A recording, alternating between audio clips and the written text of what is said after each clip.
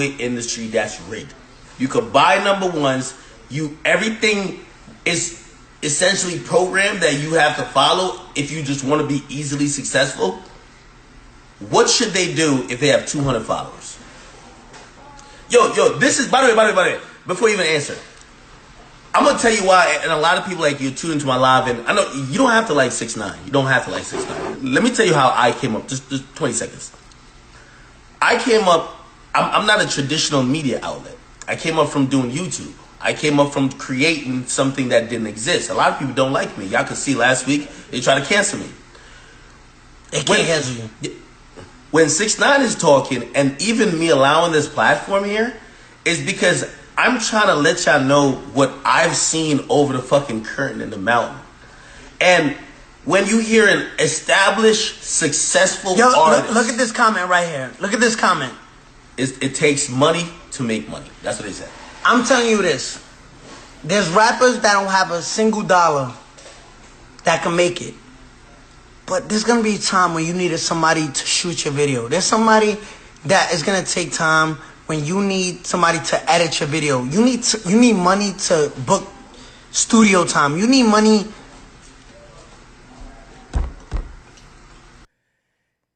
It's so interesting looking back at this video in hindsight, because it feels frustrating when I think the majority of the opinion here was, shut up, nigga. You're making excuses. Right? I'm going to save you guys a little bit of time. I'll cut this off, but I'll go to this other video that kind of came out later. And this is a video where 6ix9ine had dropped a song, and the song that he dropped didn't get number one. Okay? It actually fell short. Actually, did it get? No, it didn't get number one. I think Trolls was his first number one. And what happened was, I think it was either Justin Bieber or Ariana Grande song, or maybe it was both of them because they were competing for 1, 2, and 3. Last Minute took the spot. Now, again, this is not about 6ix9ine. Who gives a fuck? This is about what I've told y'all the industry is based on. And by the way, I know some of y'all are saying, but why are you saying this? Let's get to the thug shit. This is all going to connect. And this is for, I'm also speaking to Drake fans. When y'all say, oh, it's because UMG pays you, I want to tell you, you sound stupid. I'm saying the entire game is rigged. Drake's a part of the game. He's a part of the rigged game. You got to come in not playing the game for me to be like, okay, you're not doing a rigged. Everybody is in the rigged game. The Weeknd, Drake, Kendrick, everybody. Let's not make exceptions. Now, some might wild out more than some, but this entire game is rigged. I'm telling you, this is truth. Now, is it at times that, the record label, again, the point what I told y'all even about UMG, and it expands beyond UMG, Sony and Warner, it's their game. People keep celebrating the Drake lawsuit, say, we're going to expose the labels. How are you going to expose the game? You're trapped in the box. All y'all are trapped in the box. The only way Drake could ever expose the game is to go independent, but he won't. So you're not exposing the game. You can't expose the game but stay in the game. Doesn't work like that. You can't expose the game but stay in the game. Yo, it's rigged. Yo, they doing something behind the scoreboard, and yo, they got like a magnet on the ball and the rims of this. Great for you to say it. But if you still show up and shoot your threes, when your threes go in the rim, how you think it went in the rim? We don't know what's what. It's a rigged game. That's my point. It's a rigged game. But everybody's rigged. I hope y'all understand that. There is no innocent parties.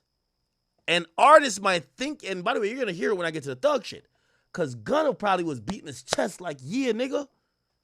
And you're going to hear Thug said, I paid for the shit. And you know what he said? I ain't even tell him. That's how it works. Anyway, let me play this. This is the last video. Again, this is not about 6ix9ine. Please don't make it about 6ix9ine. I know some of y'all be like, yo, that's your friend. You're trying to have him make a comeback. No. I've been trying to tell y'all what I've seen for years. And by the way, here's the thing. Me saying this, it doesn't change the game. And by the way, I'll tell y'all, I know the game is the game. I've accepted the game. I've accepted the game. I've accepted, I'll tell you how I accept the game. Because when I'm reporting numbers, I tweet out usually numbers every week. Probably 80% of them are fraudulent. Here's the thing. How could I go around it to find the real numbers? Spotify ain't going to tell me the numbers. Luminate works with Billboard. They also work with the labels. They're not. Everybody's in the game. The game is making money. So for everybody who think you're the right side of things, but your artist is still in the game, stop it.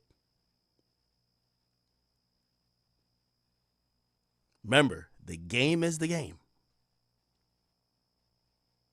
This was when they were trying to get 6ix9ine out the game. That's why I said he's like a dying star. And when you just watch a video of a dying star, it gets extremely bright before it goes dead. 6ix9ine, you got to remember, 6ix9ine used to have some of the craziest numbers.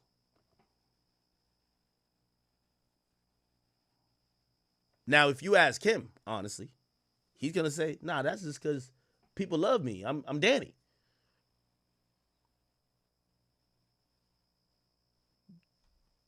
We don't know. That's the point. We don't know. 6ix9ine had 2 million people, or is it 1 million people? I can't remember how much. 2 million people watch him on Instagram Live. Was that all real? I don't know. That's the point. And I know obviously say K-Boss and shit like that. Obviously, the point, Kendrick bodied the battle, clearly, right? Like, clearly. I'm not saying the songs weren't good, but he knew he had to defeat this nigga. Whatever. It's not about Kendrick. My whole point is the entire game is rigged. Travis got his finesse. Everybody got their finesse. And the great artists, you don't know what the finesse is. By the way, even when Jay-Z figured out the game, he got his finesse. He had Samsung buy 1 million copies before the shit dropped.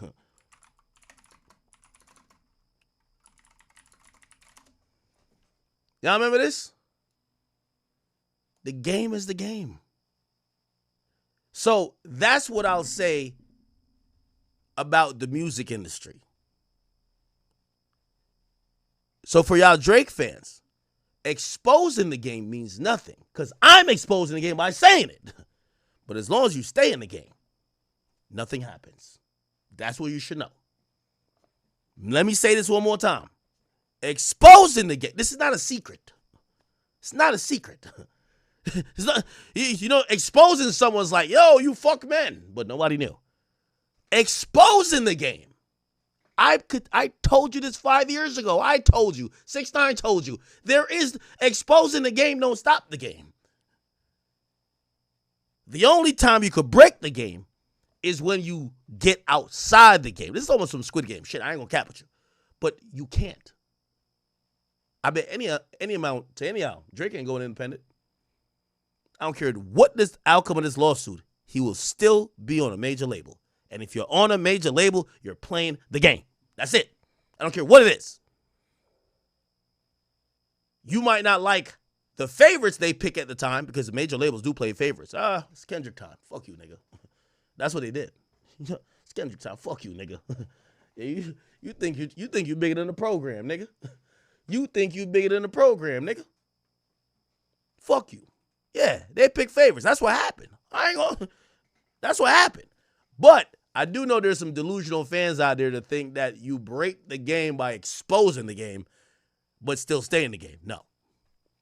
The game don't change and the rules don't change. Remember that. Anyway, this is not about me preaching. I'm going to play a little bit of this and then we're going to get to the thug thing and then we're going to break it down. Listen, I want the world to know that Billboard is a lie. You can buy number ones on Billboard. I want that to register in your head. You can buy number ones on Billboard. Now let me tell you what happened. we was having an ongoing investigation just now. Silvio from Billboard, right? There's like probably 5 or 6 of them that come up with the charts with Nielsen and everything. Last Thursday, Ariana Was Stuck With You submitted 60,000 units last second. With the investigation, we found this. They purchased half of those things with 6 credit cards. When we asked where was those 6 credit cards linked to, Billboard said we can't disclose that information. Understand this. They bought 30,000 and so units with 6 credit cards. 6 credit cards. Now, again, you're going to enjoy your number one. Explain how you buy 30,000 with 6 credit cards, right? Now, let me explain to you something. They don't want, Billboard doesn't want no one to know this. Now I understand why Jay-Z and Nicki Minaj say Billboard, like we used to look up to number one. Also, I'm being honest and fair. Again, I think Nicki is all the way honest with what she is saying. But here's the thing. She's within the game. She's in the game. That's my problem. You can't really criticize the game and be in the game. Nicki's going to say they're paying blogs. Here's the thing. You have 2 type of artists. The artist that knows what's happening for them and the artists that think they that. There's only 2 artists. The one that don't know and think it's them, and the other artist that says, damn, they piping me up. There's no other type of artist. Artists like Drake and Nicki, because of their grind, and yes, they got a great fan base, they look at it and say, that's them. If you think there's no bells and whistles and magic tricks being done, come on. That's what I'm saying. And I'm saying that for every artist. Kendrick probably feels the same too. Now, it's just me. I talk that black power shit. Go talk to your digital guy, bro. Ask him how many bots he bought. He's not going to tell you. That's the point. I mean, to Billboard, but now it's like we know you can, it's all manipulated, right? It's all fabricated. You can buy number ones. This is what these artists do, right? And it's not fair. I want you to see this. Gooba streamed 50 million streams, and this is what they're counting only. 50 million streams, right? They only counted, look what Billboard counts. They only counted 31 million. Billboard illegally disqualified 20 million streams so it can drop down, and the people who bought the number one, which was Stuck With You. Game is game, people. When I'm telling y'all this, listen, I work with the motherfuckers and I'll tell you what happens. 6ix9ine didn't get that number one because at the time, Billboard printed a magazine. When Billboard printed a magazine, the person who had the number one song in the country was the cover. 6ix9ine had allegations of child pedophilia. 6ix9ine had all type of really heinous things still hanging over his head. I don't know if you remember. I don't want to bring it up. And by the way, those things were false. But they didn't want to put that guy on the cover. They were, what's going to sell more? Travis Scott? It wasn't Travis Scott this time. It was like Ariana Grande or something. My bad. Ariana Grande or 6ix9ine? So, you know what they did? They postponed the charts. They said, we're going to do some reviews. We're going to look over a couple of things. We're going to validate your numbers, and maybe we'll give him a chance. We'll give him a couple more hours to submit their numbers. Again, a corporate decision got made. Who do you want to be on the cover? Who's going to sell more magazines? Billboard is a magazine company at heart. It's now turned to digital, and now we rely on it for charts and analytics. Okay? Billboard was a magazine, though. So when they were still doing print magazine, who do you want to put on that magazine to sell covers? You make that decision. Both artists are really close in the race. Who do you give the edge to? You make a business decision. Game is game. Here's the thing. I'm saying the same thing to 6ix9ine. I'm saying to Drake. I'm saying to Kendrick. I'm saying to Nicki. You can't complain about it. Yeah, he was on an independent label, but your label boss is the son of the most powerful nigga. Lucian Grange, his son, Elliot Grange, is your boss. He was running your label. You're in the game. Can't get mad at the game. This is Squid Games. That's what the music business is. You take the rules. You know you're in a rigged game, and you got to try to find a way to win.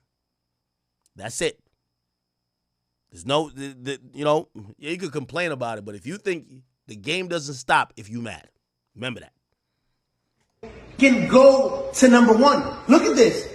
31 million, which places us at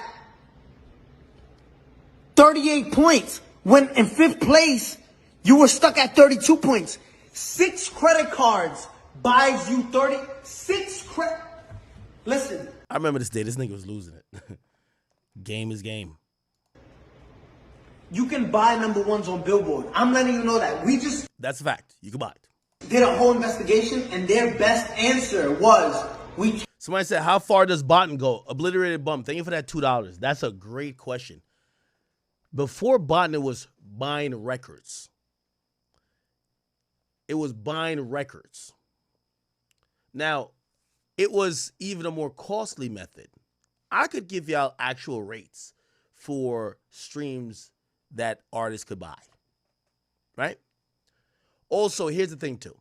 Most artists and people directly connected to the artists and executives, they don't know the botters. They don't know the botters. The industry currently is outsourced. Remember I told you. I could tell you this personally because I used to work intimately with every label. These labels have fired all their people. So they'll get 2 people. You guys are in charge of marketing. 2 people can't work 40 artists. So you know what they do? They use the money, the budget, and they hire 10 agencies. They assign artists to the agencies, and the agencies do the work. The agencies are not part of the record label. The executive of the record label don't know what the fuck the agency's doing. They only know results. Hey, we need to get this amount of streams for the first week because we need this artist to get this first week's sales. The marketing people are going to go to the agency. Yo, our goal is to get this streams. They give their analytics. He's already streaming 8 million per week for this. So let's add the 8 million plus what we anticipate with these new songs. We need this amount for the next week that we could get that particular record sales. You know what the agency says? It's going to cost you this because we're going to do, and they give a plan, trust me. So we're going to run billboards over there. We're going to have you all in Times Square. We're going to have buses wrapped around with your album cover. We're going to go over there and get this. We're going to, usually and they have analytics. When we wrap buses with your album cover, that usually goes with a uptick. You'll get like 2%. So this is how you get this number and blah, blah, blah, blah. They're selling bullshit. What they're really selling them is, we're going to give you a reason for you to give us $1 million budget. And yeah, we're going to put up billboards and shit like that, right? But when all else fails, yeah, we got you on Akademiks. We got you on all these blogs. That's great. Yeah, that's cool. But when all else fails, yo, hit the botters. Yo, we're down 30 million streams. Hit the botters. So how much it costs? And there's a price list for that too. We need 30 million on Spotify. We need 20. It's harder on Apple. Trust me. I talked to the bots. It's harder on Apple. We need 20 million on Apple. Oh shit. We need on Amazon Music. Yo, we need the YouTube botters. Make sure you get the comments and the likes. Cause you know, niggas will see. You see on Spotify, you bought the views. There's no comments. You don't know what's real. You see on YouTube, if you got 10 million streams and 50 comments, it's like, hold on now. Hold on. And then you got only 5,000 likes. Wait, 10 million views, 5,000 likes. And what? It won't make sense. So you got to do the whole package to YouTube. But on Spotify and on Apple Music, it's whatever. This is full facts I'm telling you. I'm just trying to tell you that when people say, when did it start? The music business, I keep telling y'all, and I feel like I'm preaching, but just endure what I'm saying. We're going to get to this stuff. Don't worry. I want to ask y'all a question. I know y'all smart. The mere fact y'all sit and watch me for hours and we talk a lot about the music business. We get in bullshit, but we talk about the music business a lot. Y'all are very smart. And y'all are interested and y'all have active minds. Let me ask you this question. Think as a business owner. If you have a multi-billion-dollar business that is based on you get money for hit records, but the idea of a hit record is unpredictable. I compare it to catching lightning in a bottle. If the probability of a hit record coming out is catching lightning in a bottle, that sounds like gambling, right? Would you base a multi-billion-dollar business on gambling? Oh, we don't know when we'll pop off. We don't know when we'll get a Drake or find the next Drake. So, no true business. Imagine if McDonald's is like, well, we don't know when the next quarter pounder is going to. No. We don't know how much sales we'll get. No. You need every business need predictable shit. So you know what the music business done over time? We got to equalize certain shit. They realized programming for people. That's why payola existed. Oh, if we just play a record enough, people will believe it's good. All right, good. The one thing they've never been able to finesse, and they tried it too. Shit, Atlantic tried it with one of them niggas, APG, when they were coming up with, they would approach artists with a folder of records to say, we had a writing team, we had a production team, all go to a writing camp and create these what's tested hit records. You just record this record, it's a hit, and you put it out. We don't have to do the guessing game with music no more. That's what they were doing at Atlantic. That's why they started signing influencers. Jake Paul, Bad Baby, that's what they did. They literally did this. Because the most unpredictable, that's what I say, is gambling. If you put an artist and you have a $250,000 budget for 6 months for them to smoke weed with their friends, back and forth, Ubers, runners, they're in the studio for 6 months every night in an Airbnb where they're fucking bitches, that's what it costs. Actually, even more sometimes. To get a top artist, it's a recording budget, $250,000. So you spend $250,000. What's the likelihood that that artist got a hit record? You don't think that's gambling? That's gambling.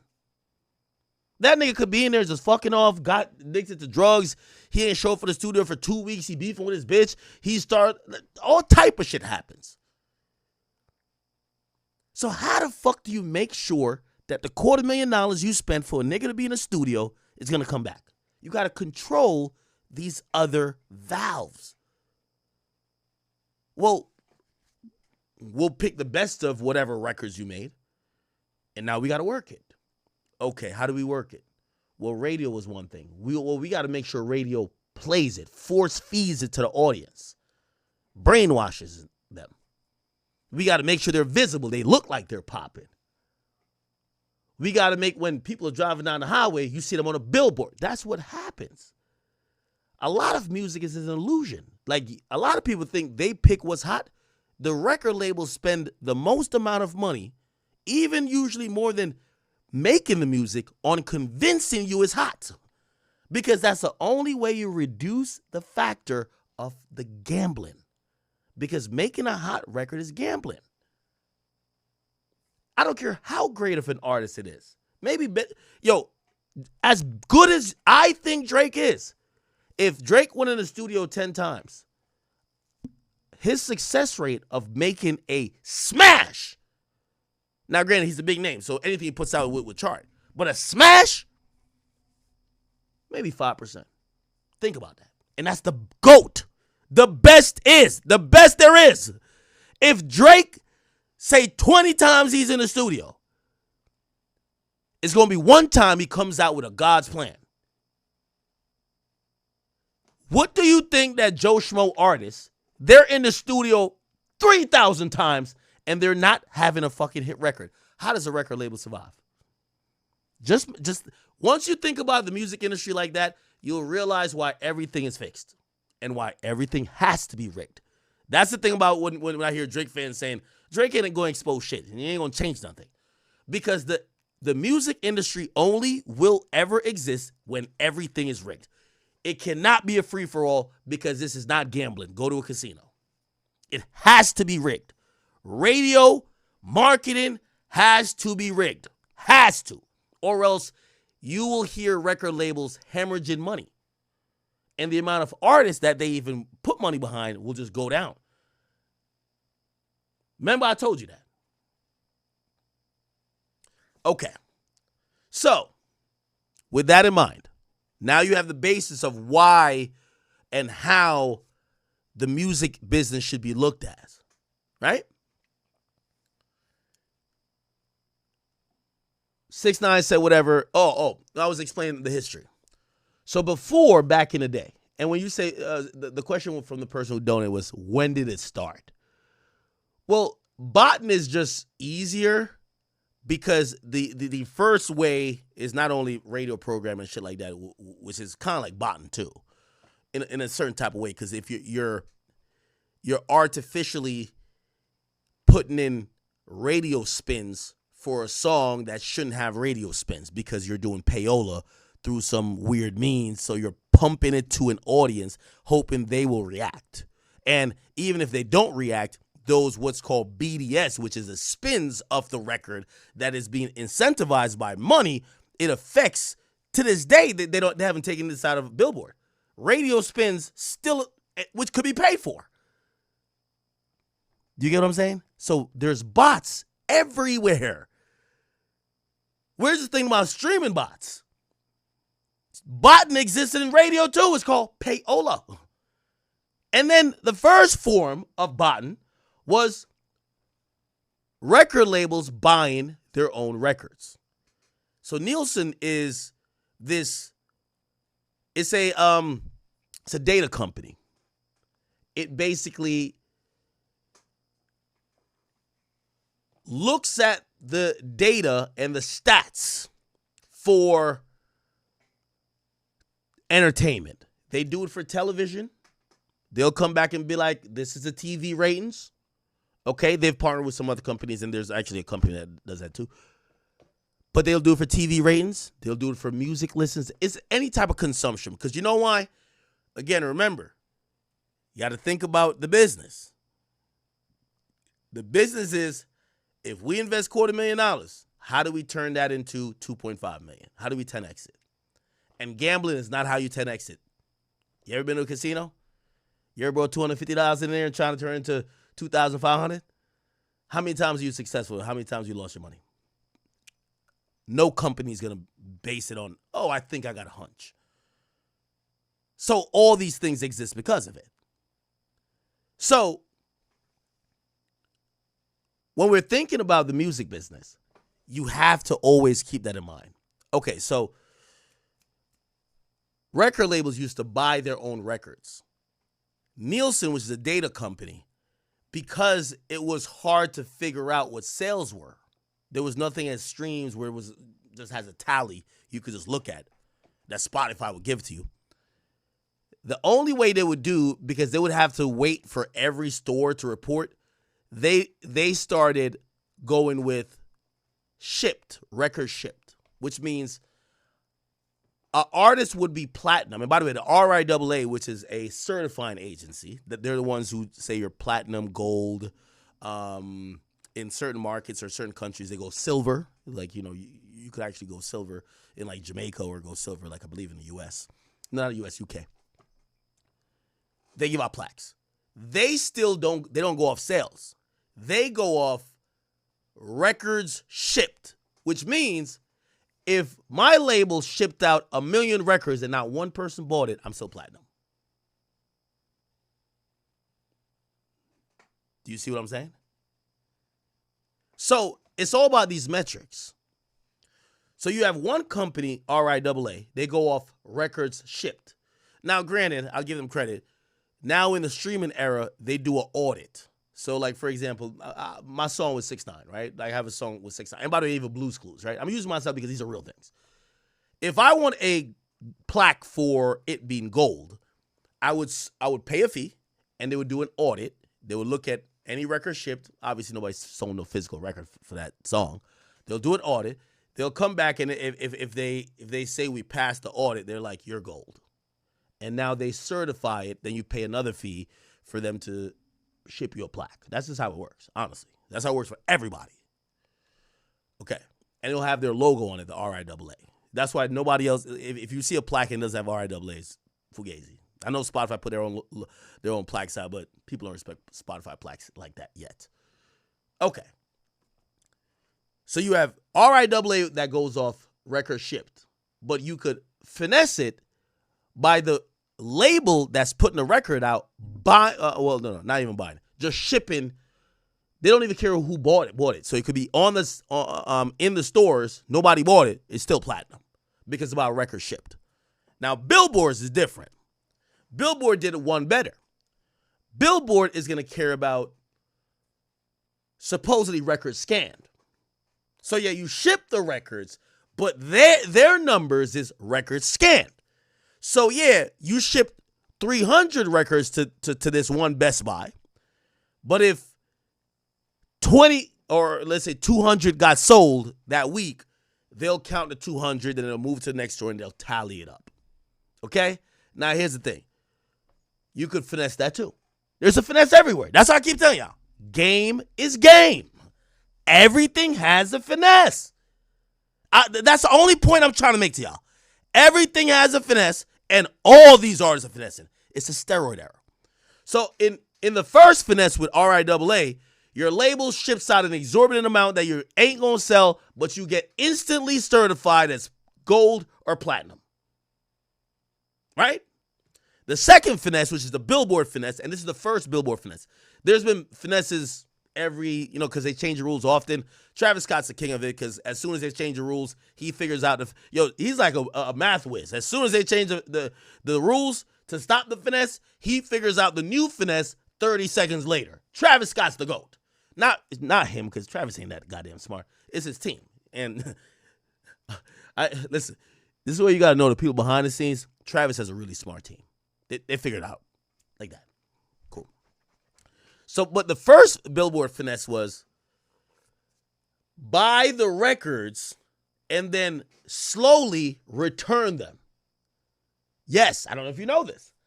Over time, so when a record is bought, it's +1 sales. When it's returned, and yes, you could usually return CDs, it would be -1. So you'd buy them first week to get that first week impact because hip-hop started becoming first week oriented. And you would start kind of either give them away at concerts. Some people do that. You give them to the street team, or sometimes they'll do a organized return. Okay? So that's the finesse right there. There's been 20 other Billboard finesses because they keep trying to be like, oh, we don't want finesses, and then people still finesse. But then the streaming finesse came after. And the streaming finesse was, at first, the finesses wasn't bots. It was, I forgot what it was. It was kind of like, I guess it was always bots. But it's different type of bots. Nowadays, the bots that they have going on, it was a reason why I remember Spotify changed. Hey, well, actually, I think it might have been Billboard. They changed it. Hey, you got to listen to a song a certain amount. Because they had gotten bot farms to be like, they're going to listen to the song for just 1 second over the time for it to count as a stream and move on. You get what I'm saying? And also, there would be a time limit. Like, for example, I don't know if you know on Spotify. If you keep stop, play, stop, the same song, it's not going to count as 20 different times you streamed it. It's one stream. However, if you play a certain amount of time, then you stop, and you wait a certain amount of time and play it again. 2 streams. So now it's a computer game. It's a complex computer game. That Spotify, they're never going to say it because their stock price is going up. Their shit would plummet. So respectfully, I got friends that work at Spotify, but maybe they don't even know. You know why they wouldn't know?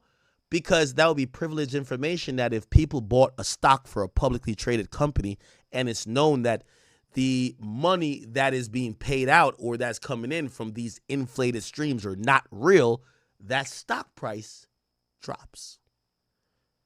So that's why they don't blast these artists.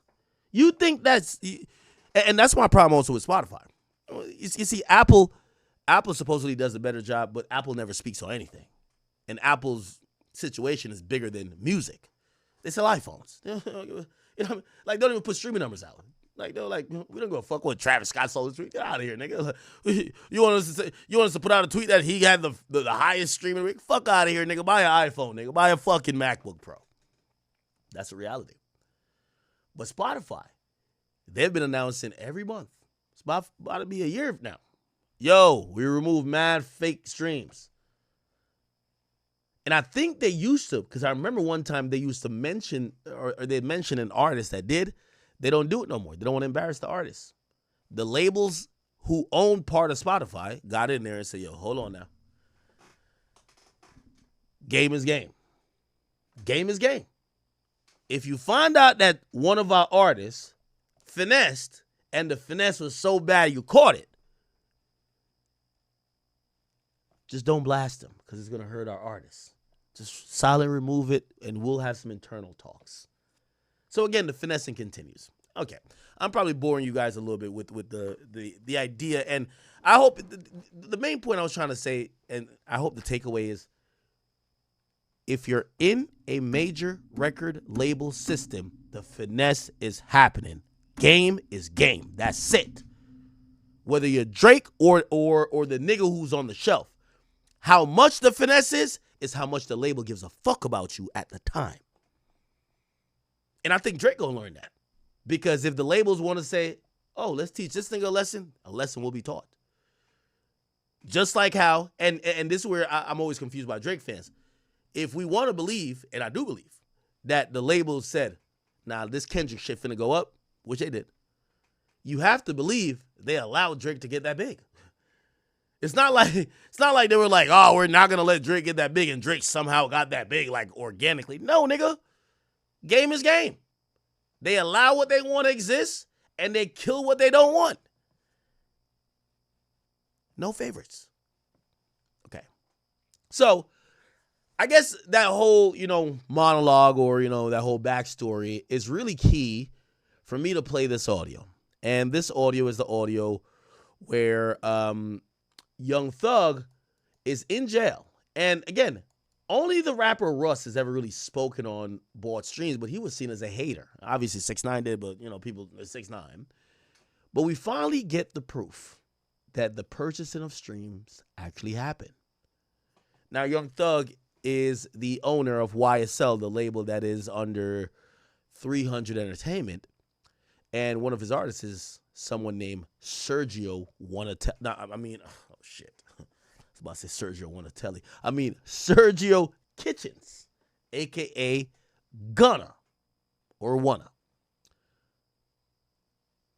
Young Thug is behind bars, speaking with his manager on the phone, saying, hey, hold on, actually, that's wrong audio. Saying, hey, remember we spent money to buy fake streams for Gunna's album, which was DS Forever. Listen to this. Trying to do other shit.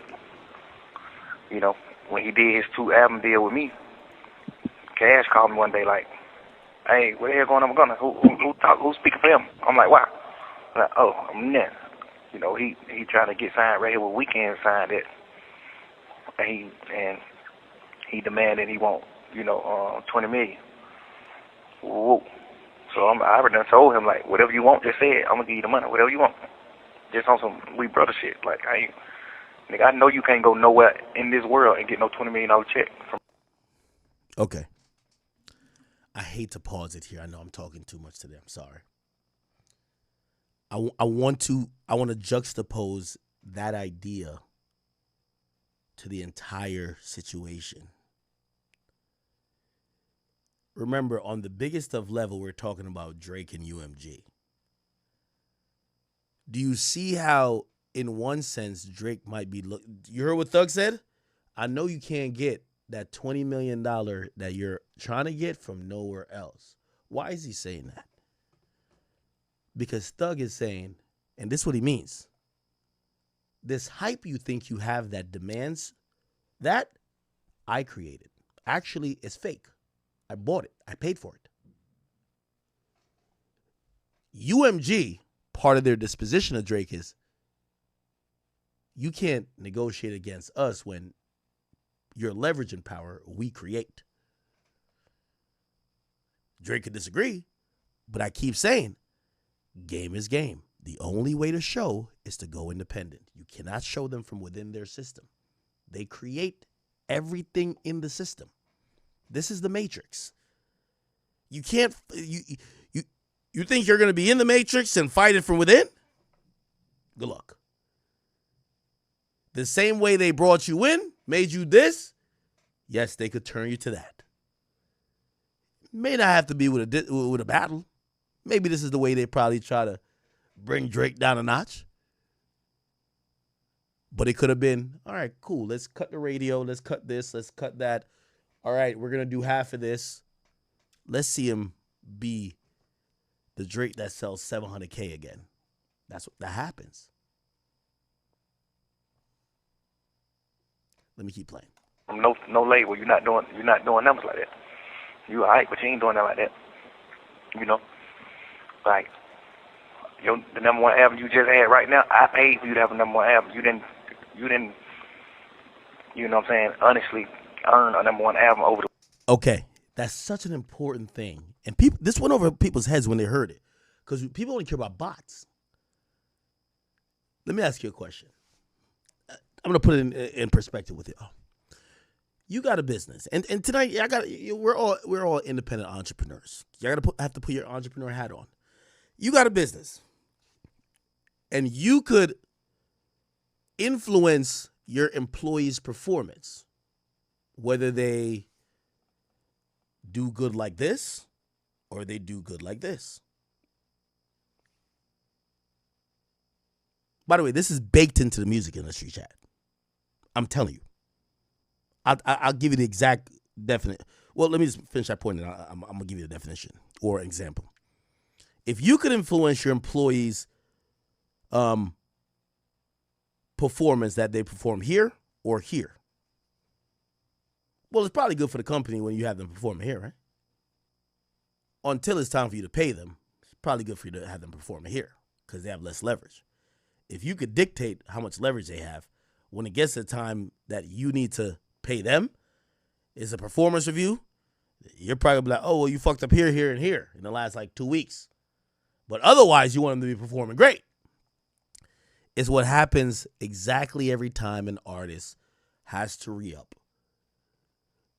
Didn't I mention the NBA YoungBoy stuff? I said YoungBoy is nearing the end of his deal with Capitol. They got no more incentive to spend a wild-ass bag on promoting his music, because if they do that and give him this incredible buzz, he might take that incredible leverage and go somewhere else and get an incredible bigger check. You're cutting your nose off to spite your face. So you know what you do? When it comes to end of the contract, you don't spend as much. You start chilling out. Anytime you see an artist beefing with their label, they're never beefing on the first album. They're never even beefing on the second. It's always when the last album's coming up. Always. The label has no more incentive. This is why I keep telling y'all, you can't expose the game from being in the game. Because Drake never had a problem with UMG until his last album of a historic deal. Right?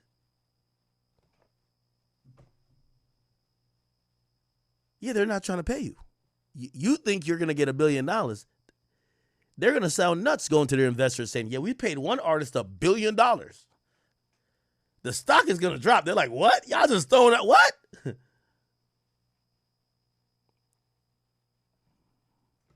I think you guys get it. The weekend, my boy. I paid for that shit. I never said that to him. I never told him that. You know, cause we just got the plug on that. Like, you never earned the #1 album. I spent 50 extra grand buying motherfucking streams, $50,000 buying streams for you. Now, this is another thing that went over people's heads. They're trying to calculate how much was spent. I'm here to tell y'all what Young Thug is talking about is not the total spend on bots for Gunna's album. Let me tell you, this is why these labels pay, it's actually a lot of money. Tens of thousands or hundreds of thousands of dollars for a Luminous subscription. It gives you the full demographics of, like, basically tell you how many people on each block. That's how detailed it is. That's listening to these artists, right? And it's data. It's data, right? You know, data that you could use. It helps you with tours. It helps you with marketing, whatever. When an artist drops an album, I know you'll see, like, my page and everybody else say, it's on pace to do this. The actual label knows it down to a science before us. That's why they pay the big bucks for those subscriptions. That's their job.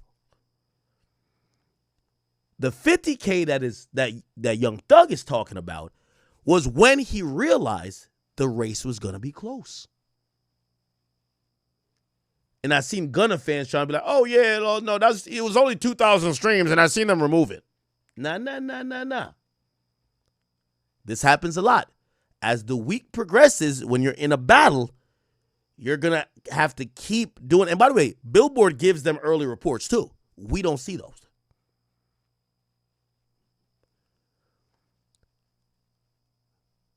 The $50K that Thug is talking about, that he spent personally, was when it was neck and neck.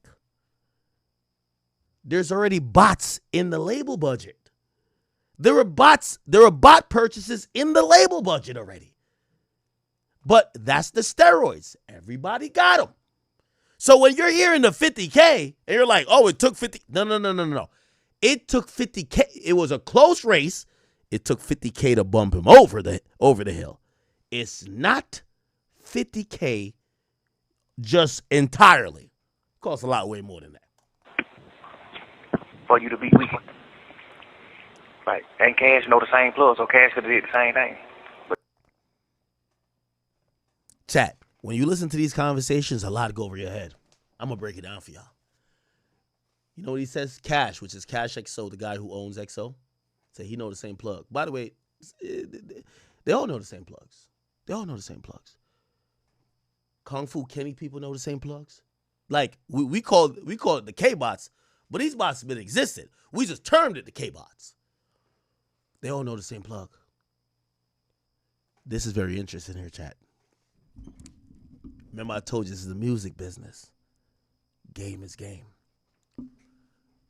When Thug says Cash could have did the same thing, let me ask you a question. Cash gets the same information. Cash gets the same information as 6ix9ine and YSL and Young Thug. Weeknd is perceived as a way bigger artist that has a way bigger budget. They got the same bot plug. Why not let Weeknd blow that nigga out the water? Drop $2 million on the bots. Why not do that? I'll throw this in the air. Let's look at Weeknd contracts. This was the album. We were shocked. We never seen Weeknd sell like that. What did he sell afterwards? The next album, he doubled it. Let me ask you a question. Could have been negotiation time. Game is game. Remember, I tell you. What we're seeing, we're hypnotized a lot of times. Oh, what? You think on a good day, Gunna is out selling Weeknd, my nigga. Weeknd does stadiums. Come on. Just start. Let me show you. Weeknd just did a crazy stadium tour. By the way, just broke a record for highest grossing tour by a black male artist. Right? Okay. I'm just trying to show you it's much deeper than what you think. let's go to his discography. Discography. They were talking about Dawn FM. It dropped the same time. Okay? Somehow the bundles weren't bundling at this point. But let's check this. Let's go to commercial performance. The Weeknd sold 148,000 albums. I'm going to show you this. It streamed 173 million times. 148,000. It debuted number 2 behind Gunna. Okay, let's go to this next album, which is 2 years later.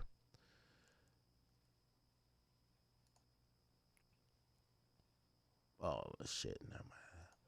It's around, where's the... Trying to get to the album. Fuck. All right, I'll go here. Hurry Up Tomorrow. Actually, yeah, this was released this year. Damn. He dropped the album this year? Oh, fuck. I thought it was like end of last year. Okay. Anyway, let's just go to commercial performance again.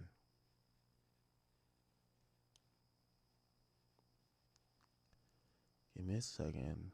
Give me a second. Fuck. Goddamn. Where's commercial performance? And by the way, chat, I did not look none of this up before. Okay, here we go.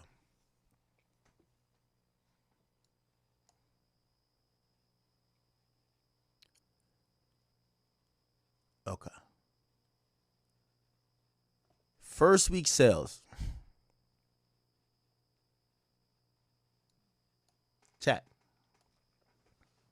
Chat. I'm going to explain this slowly, but you got to have a brain to understand. As I keep saying, this is the Matrix. That's the industry. That's why Drake will never win. You can't beat the Matrix, not from inside the Matrix. You got to leave. You got to be independent. You got to be independent and show that you could do it when they're against you. Because they ain't, no matter how much he sue, they ain't against him yet. They're going to temper him down. They're going to be like, we're going to tone you down. But they ain't against him yet. Because he changes and fucks the whole shit up if he goes independent. Look at this. The Weeknd. Remember the last album? I got to put both of them up. I'm sorry. Fuck. I want to keep both of them side and side. The Weeknd. And you just tell me what you take from this. And if you don't take nothing from it, fuck it. Maybe I'm just not that good at my job and I'm not spelling it out for you. Here we go. Dawn FM. He loses to Gunna and sells 148K.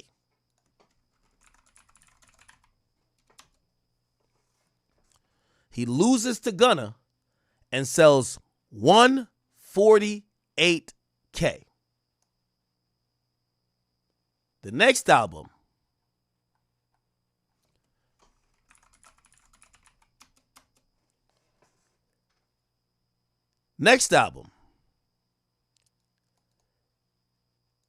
clearly number one, gets 490,000 sales. Look, so he goes from 148 to 490.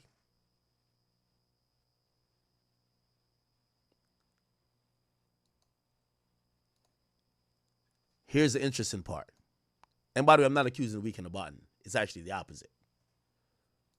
Look. In the week he did 490, he streamed 171 million. In the week he did 148, he did 173.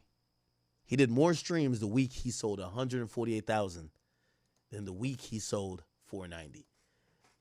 Let me further crystallize this point. The music industry and what we see in sales usually sometimes got shit to do that we don't know what's going on. Nigga could have been up for a re-up in a contract. Nigga, we can't make you look that hot when we trying to re-up. You're in the Matrix. Game is game. You need to do a 148 to sign this contract. Once you do that 148, you get back up to 400,000, nigga. That's how it works. That's how it's the same thing with Drake. They might just use the battle for Drake. Oh, you want 700 million? Oh, wait. You think you're too popping, my boy. Let us set you straight. That's the point. So you hear even Young Thug admitting it. He thinks he's worth $20 million. But he thinks he's worth $20 million because he got a number one, but the number one's fake. We bought it. We gave him a number one.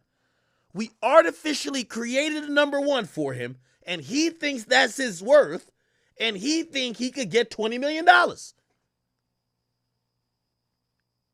If that don't crystallize my point that if you're in the matrix, which is the industry, you're in a fake game that creates your value, devalues you at any time, depending on your contracts, tosses you, twists you, does anything. The only way is to become independent.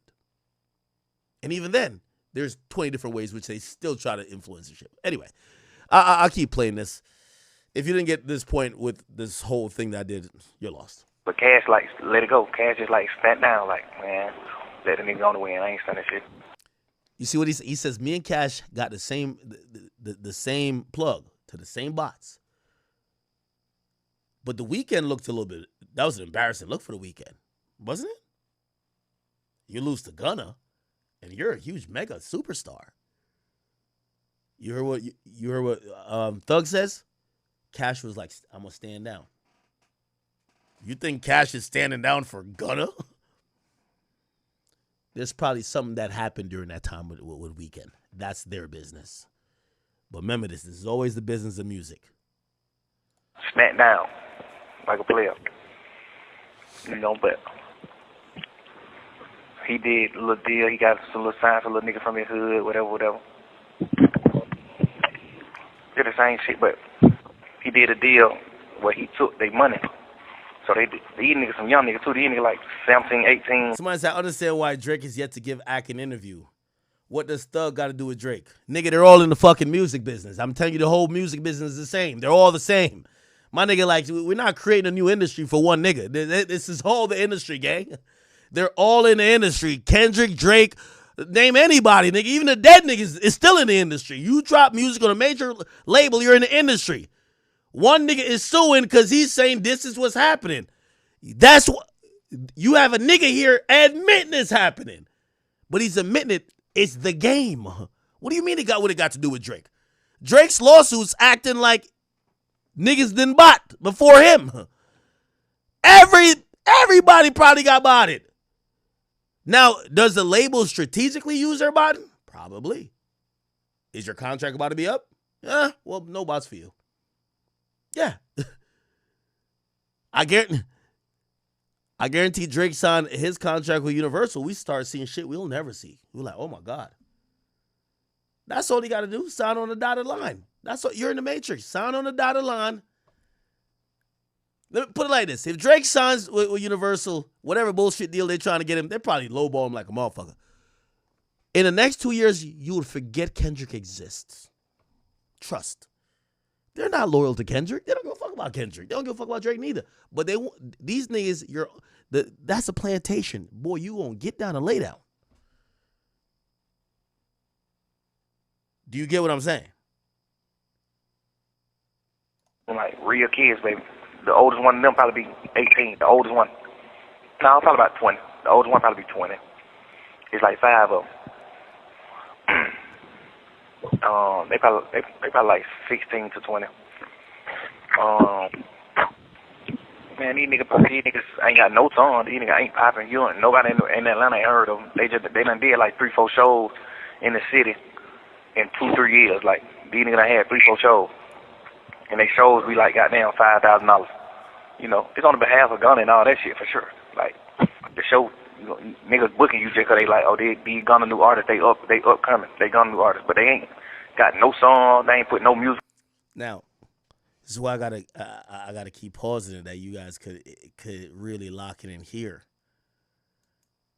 Part of what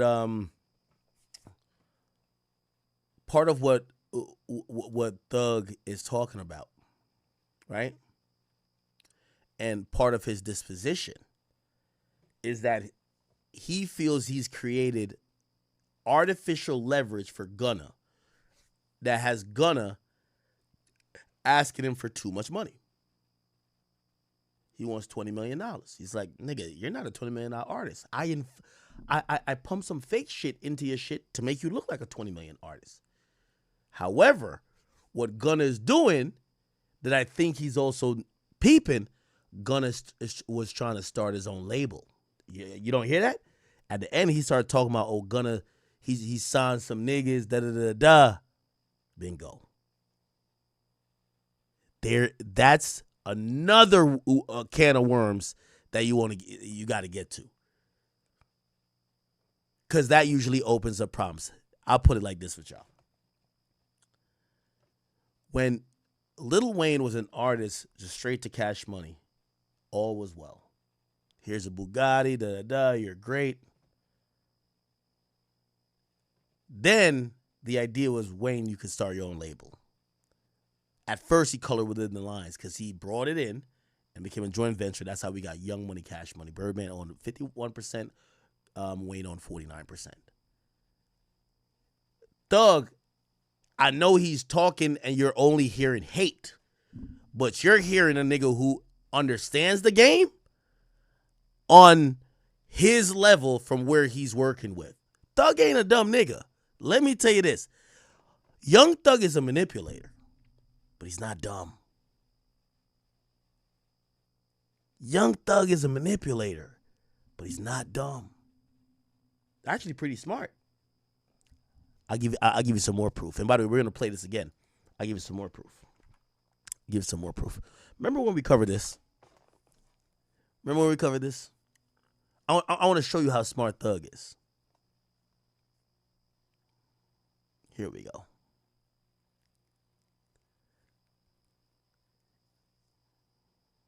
Right here. This is Thug talking about Baby's deal with P. Hey, I talked to Wham on the phone. I said, what you think he going to give you out that money? I said, you think he going to give you $75 million or $100 million? He like, shit. I'm like, be always real. Do you think he going to give you $75 to $100 million on that deal? Be always real. He like, hell no, I don't think that nigga gonna do it right like that. But Scooter Braun offered Wham $150 million. Scooter Braun told Wham, I want to buy your rights, so I'm gonna give you $150 million. Wham tell this nigga, nah, I'm cool. I gotta bring Pete to a meeting. Man, that nigga went straight around Wham and called Pete and bought the whole label from Pete. The whole conversation started from Scooter Braun trying to buy Lil Wham, trying to buy him out of the deal too. He wanted to buy Wham out of the deal, like. Now, I'm getting a little bit of phone, and this is, not trying to drop exclusive because I'm not going to give a source, but Scooter wouldn't agree with what he's saying, supposedly. Scooter supposedly didn't offer Wham shit, but who knows? Maybe that, I don't know. But supposedly he didn't. So this might be a part of Thug's manipulation. Or Thug got fed bad information by Baby. I don't know. Or maybe they get offered that. Who knows? Let's explore all possibilities. But that's not the point of why I was saying Thug is smart. He's a manipulator, but he's really smart. He's smarter than the average bear. And I'm wondering, maybe that's why Thug was playing the game of telephone so much. Because he realized that, especially, and I hate to say it, even somebody like Lil Baby, maybe you could manipulate them, and maybe even other artists too. I'm gonna show you the manipulation in a second. I want you to be with me. Well, like shit, you gotta talk to P. You gotta talk to P about that. Man, nigga. By the way, remember the first way he started talking about P, and remember P owns QC and Baby signed to it. He first started bringing it up on a Savage call. Yo, no, it was with Mariah the Scientist, actually. He says, man, I don't know why Wham fuck with a rat. So there's two ways how I think it's manipulative, that he's trying to manipulate Baby to not fuck with his label owner. He's saying, yo, you're a gangster. Yo, you know that your label owner's a rat? By the way, let me put this in the air. Young Thug was cool with Meek Mill. Meek Mill had deals with Roc Nation. Roc Nation CEO was this person that was a informant that wore wires. Why he ain't getting Meek Mill here and start saying, why are you with Roc Nation? why he not trying to get in other people here that work with Rock Nation. The point what I'm trying to say is he figures out what each person, a manipulator is going to figure out what you care about and use whatever leverage to try to get you to do what they want. Because that's not their principle all around.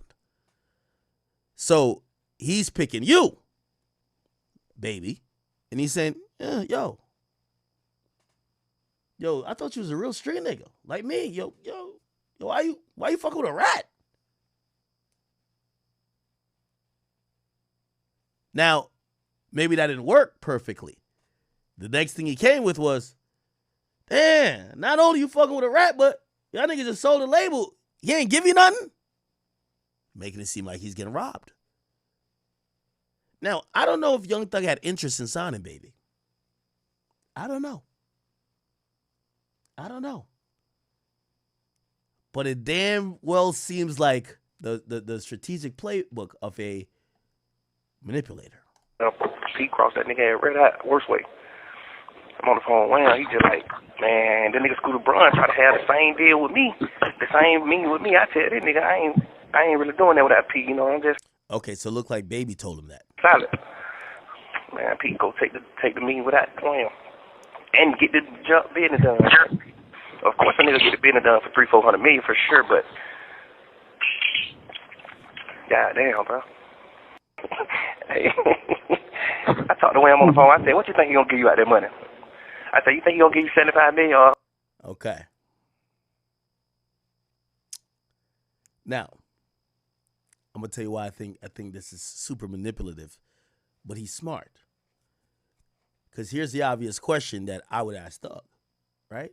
The obvious question I would ask Thug is, let me lay it out for y'all again. You know, I like these calls, me personally. It showcases behind the scenes in the music business. I keep telling you, who gives a fuck what a rapper is saying? It's the business of music that controls everything. It controls everything. If you really care about this culture and you like following the details and the intricacies, you have to understand the business. The money controls everything.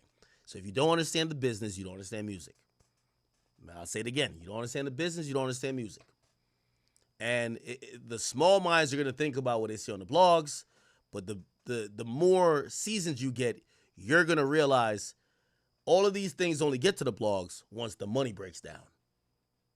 There's a deal fucked up. That's what happens. There's a deal fucked up. Okay. So let me put it, and this is why I said Thug is he's smart, but he's also manipulative.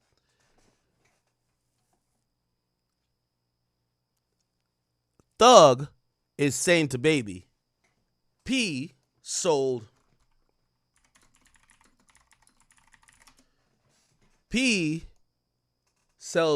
QC for $300 million or I don't know if it was 300 or 375, whatever it is. Okay, cool. He says to Baby, well, why you ain't getting none of the money? Yo, damn, that nigga doing you wrong. You hear him on the call. Damn, he ain't gonna cut you $75 million. Here's the thing, and this is why I say Baby is easy to manipulate, I would think. Because, and again, I'm not gonna call him stupid, I'll call him naive. Shit, I mean, that's a compelling argument. Like, damn, I did kind of do the heavy lift in the last couple of years. Maybe I should get whatever Thug is saying, $75 million. Now, you know why I say Thug's a manipulator? Okay, read what this says. Hybe buys quality control for $300 million deal. Young Thug thinks out of the $300 million, the top artist, Baby, should get paid. Right? You follow. Let's go to this.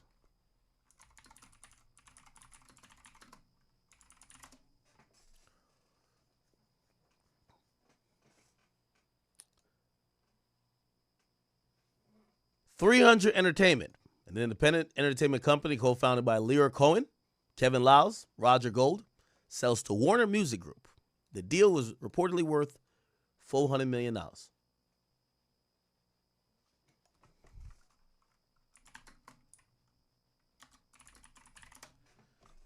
Young Stoner Life Records, YSL Records, is a subsidiary of .300 Entertainment. let me save you all the thinking. The same thing Young Thug telling Baby he deserved money from was the same thing that he was basically in when 300 got sold to Warner. Because 300 has the deal with YSL. Let me ask you a question. You think he got $75 million? He's telling Baby go get the 75. You think he got 75? Let me just pull up this guy's face right here. You think he gave Young Thug $75 million? Do you think he gave Young Thug $7 million? Do you think Young Thug... That's why I say it's manipulative. Because your label got sold too. You ain't getting. Thug ain't getting no goddamn $75 million. Man, y'all niggas stop lying, man. Nigga, I talked to niggas in the industry. They told me Thug got nothing. I would love for Thug to say otherwise. Shit, because I'm working this story behind the scenes. I'm working this story behind the scenes, baby. Somebody just said it right. Somebody just said, I ain't gonna say those words. I ain't gonna say that word, I mean, you know. If a nigga won't give you the money, you think you finna get it from him? You think he about to break you off something? Okay. Okay. That's the point. So Thug, his label gets moved over to Warner. YSL, because it's under 300. They sell 300 valued at $400 million, partly because they have YSL and you, Gunna, and everybody else under YSL is kicking and moving. But you don't get $75 million. Suppose you ain't getting nothing.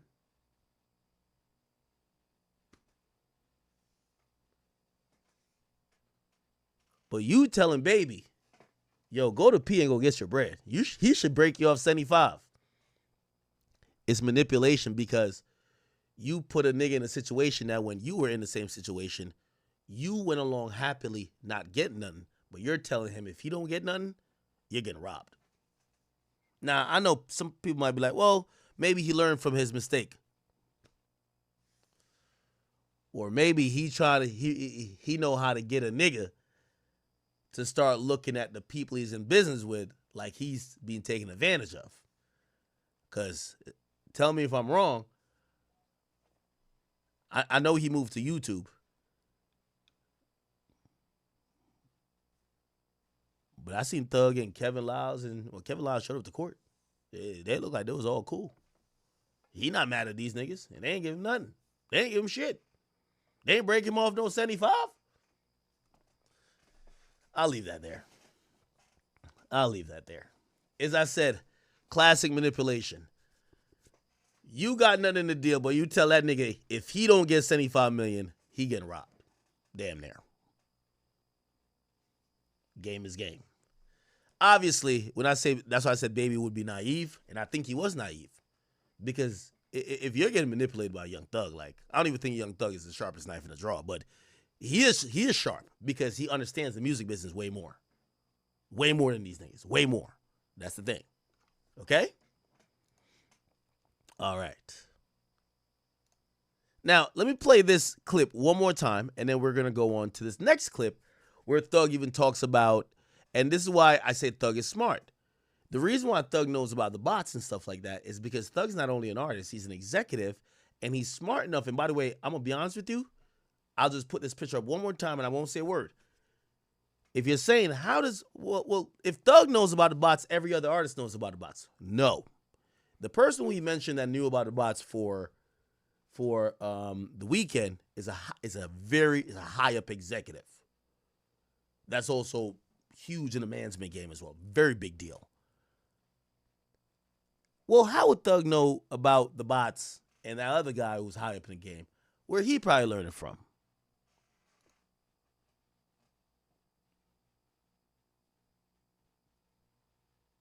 We'll just keep going.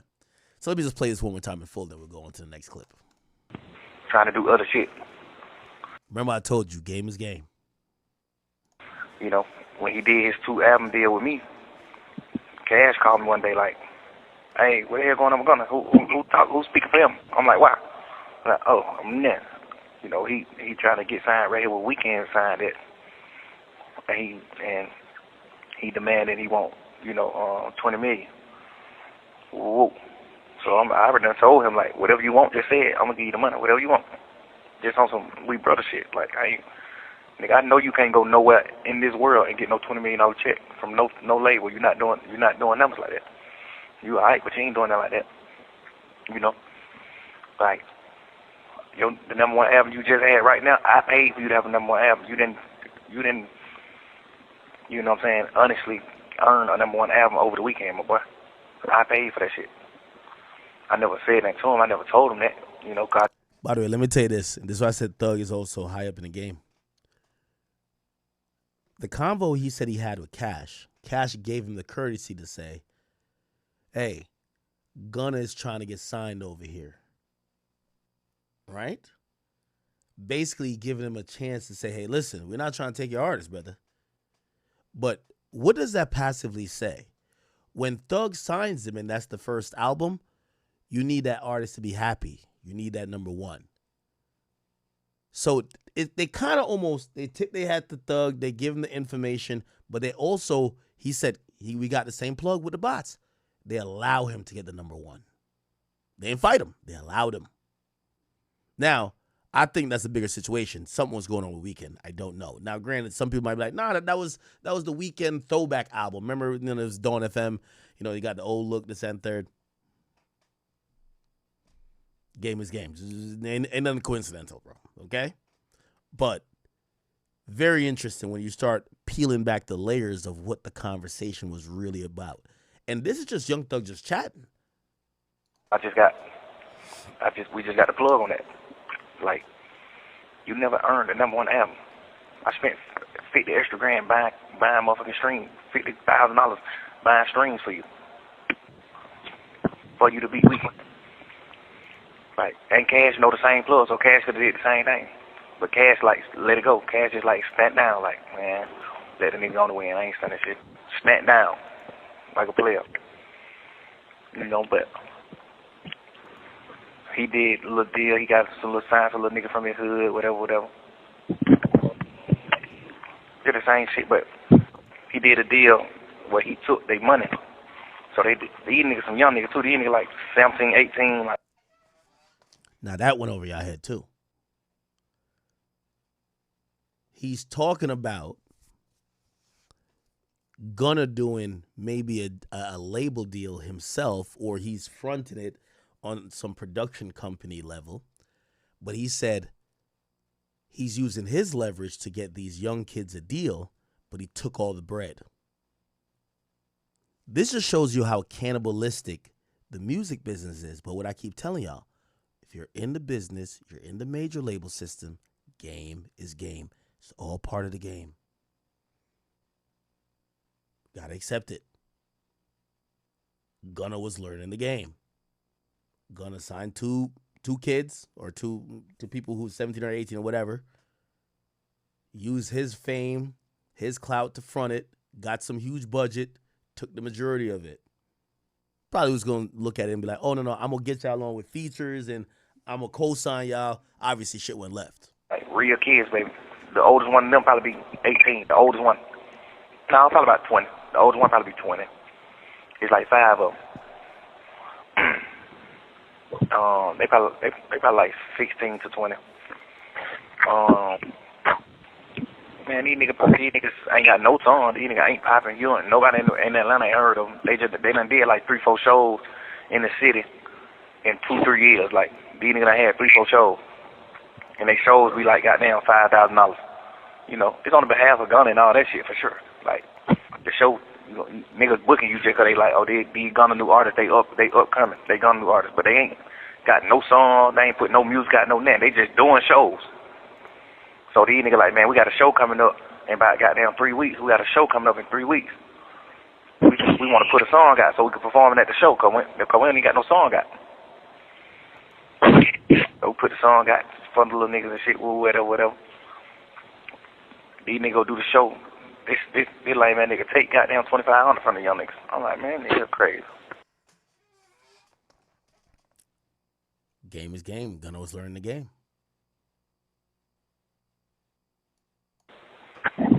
I'm like, nigga, you know you signed to me and you make millions of dollars. I ain't never took $1 from you. Why the hell would you ever in your life accept $1 from these young boys, bro? These niggas kids. What the hell you finna do with $2,500, bro? Like, you finna make 5 young niggas split $2,500? You supposed to let all them get $1,000 piece, bro. What the hell is wrong with you? Now, right there, I'm gonna give Thug some credit.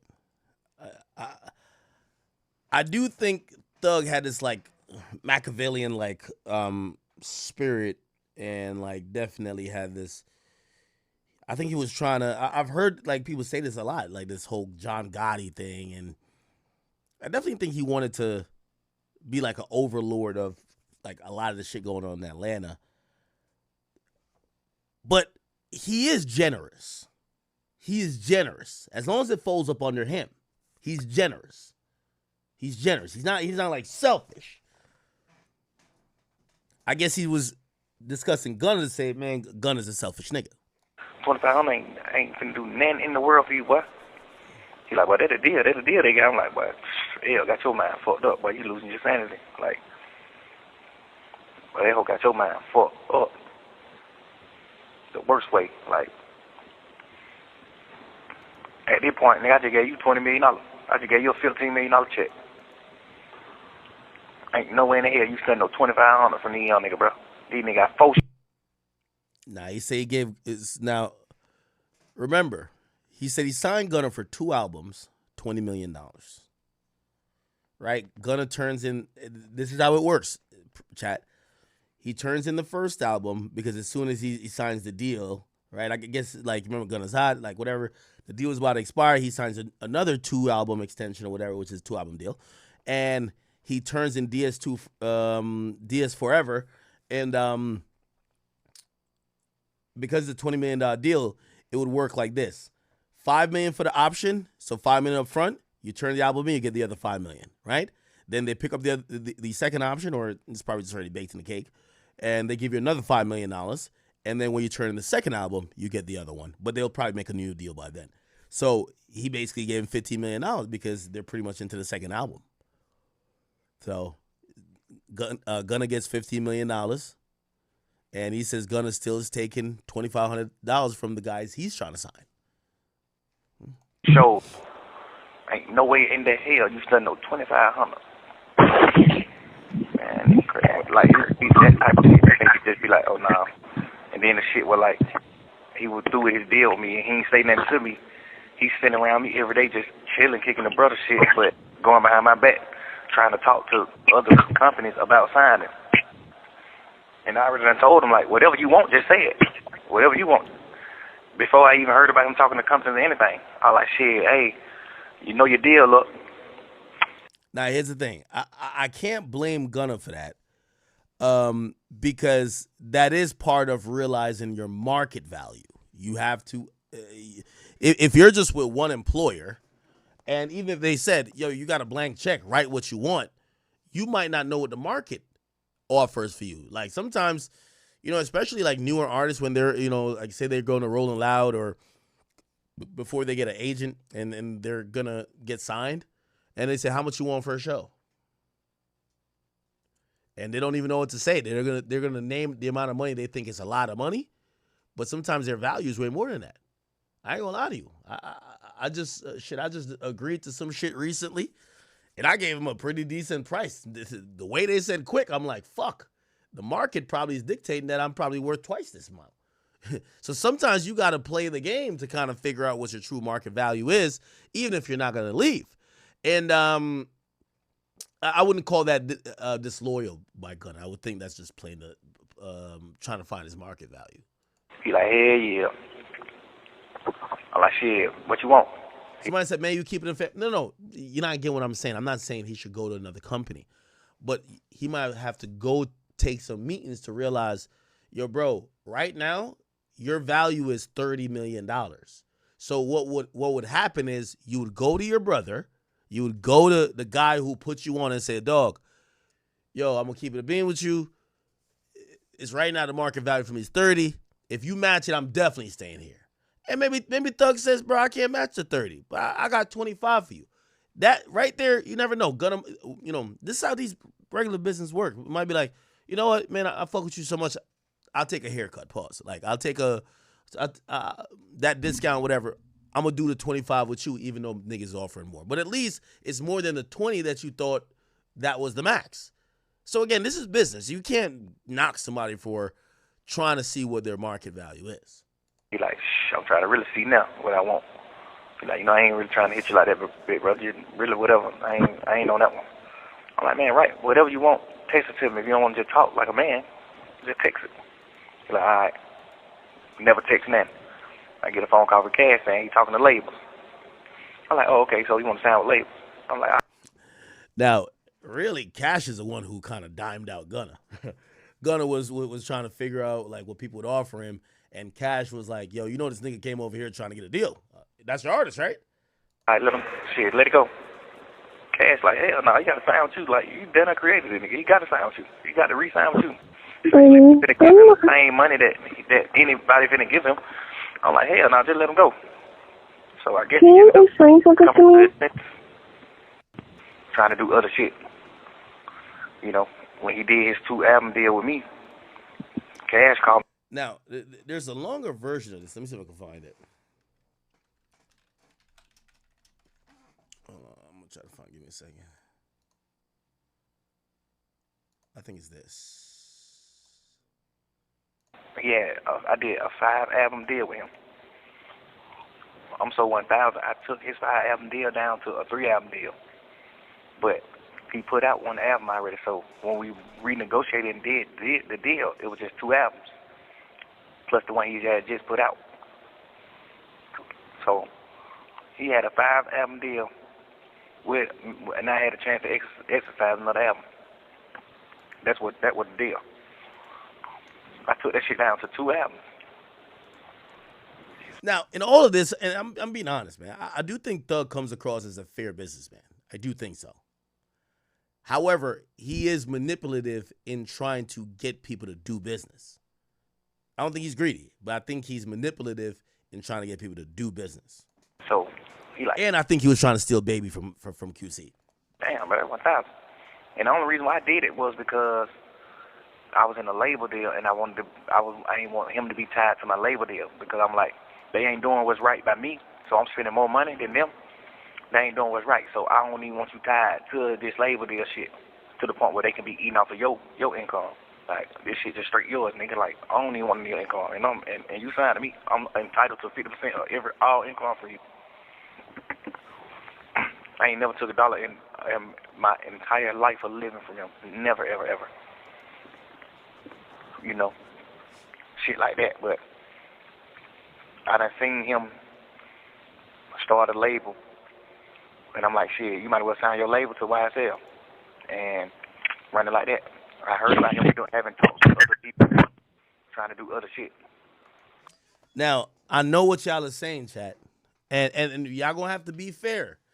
I don't give a fuck about. Listen, my job is a music, like like a commentator, bro. I don't give a fuck about Thug or these other niggas. None of them. Like, I'm here to just break it down black and white. Okay, so I'm not here to bash Thug. I'm not here to make him look good. I don't give a fuck. I just want to be very clear. So I know some of y'all right now, y'all want to hate Thug, but we got to be honest. Or, like, I don't care if you like Thug. Who cares? What he just said, is that?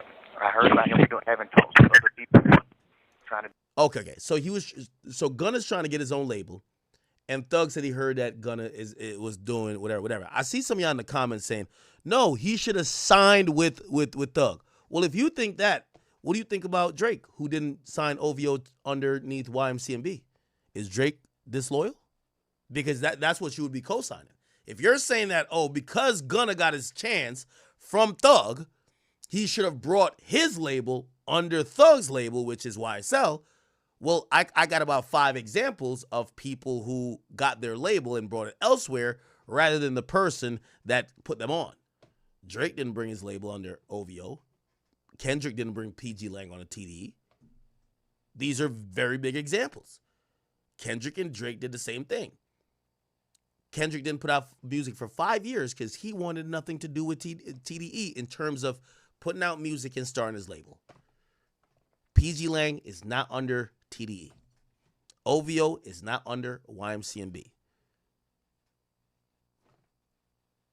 How you going to be mad at Gunna? Now, we don't even know if Gunna was going to eventually bring it somewhere else, but why can't he look? Why? I do other shit. You know, when he did his 2 album deal with me, Cash called me one day like, hey, what the hell going on with Gunna? Who's speaking for him? I'm like, why? Oh, I'm there. You know, he trying to get signed right here with Weeknd signed it. And he demanded he want, you know, 20 million. Whoa. So I already done told him, like, whatever you want, just say it. I'm going to give you the money, whatever you want.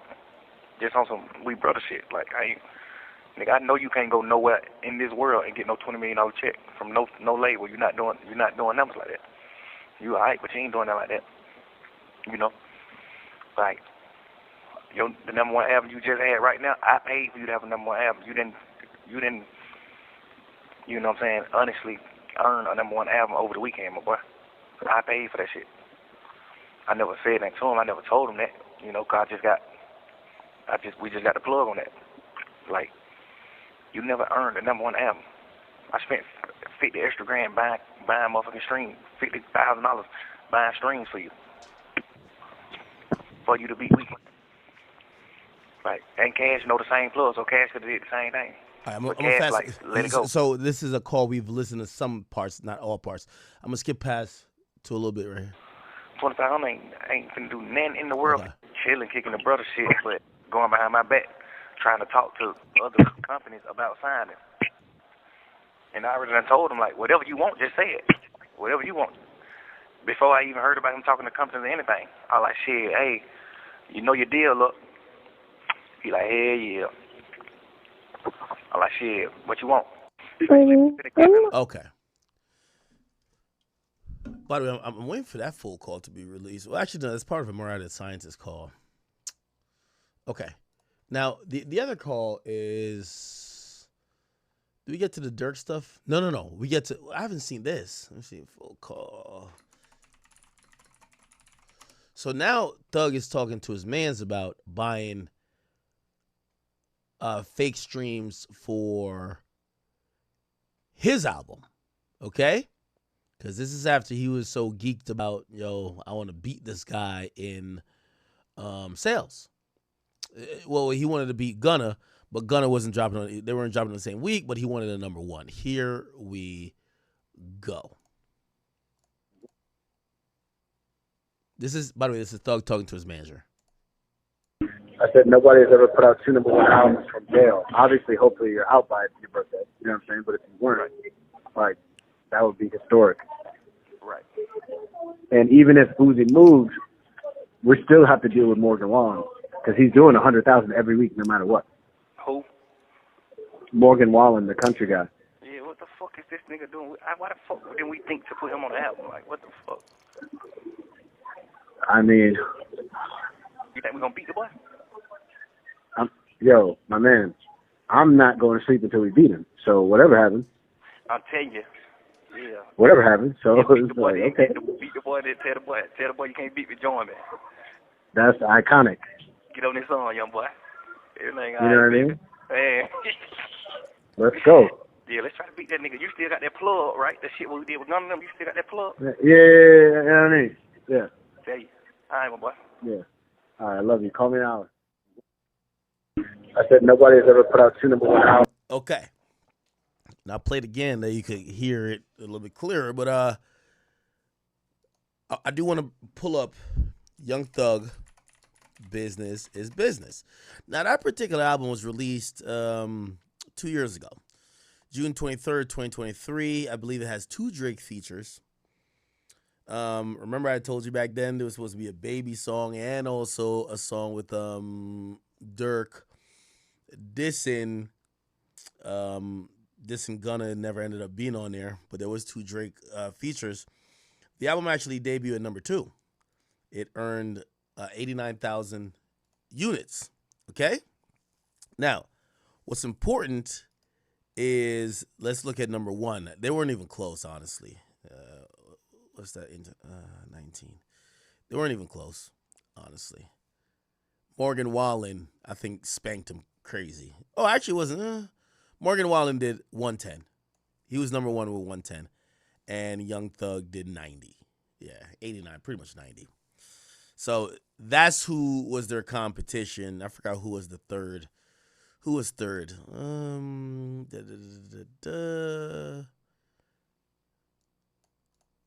Let's see. Also in the top 10, Thug 2 and Peso Pluma.